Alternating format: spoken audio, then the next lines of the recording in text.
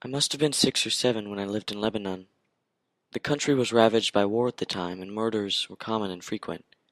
I remember during a particularly vicious era, when the bombings rarely stopped, I would stay at home, sitting in front of my television watching a very, very strange show. It was a kids' show that lasted about 30 minutes and contained strange and sinister images.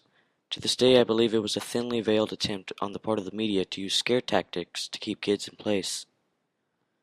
Because the moral of every episode revolved around very uptight ideologies. Stuff like bad kids stay up late, bad kids have their hands under their covers when they sleep, and bad kids steal food from the fridge at night. It was very weird and in Arabic to top it off. I didn't understand much of it, but for the most part the images were very graphic and comprehensive. The thing that stuck with me the most, however, was the closing scene. It remained much the same in every episode. The camera would zoom in on an old, rusted closed door.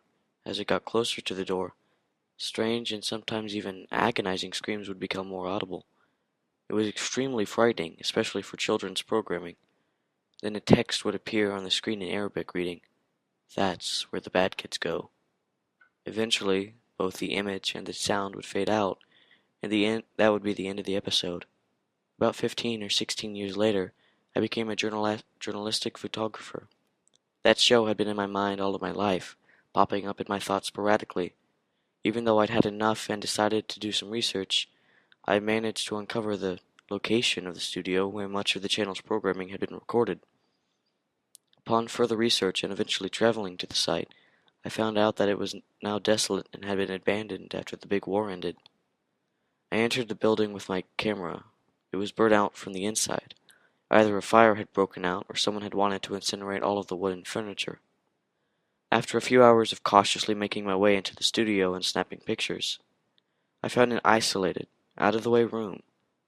After having a break through a few old locks and managing to break the heavy door open, I remained frozen in the doorway for several long minutes.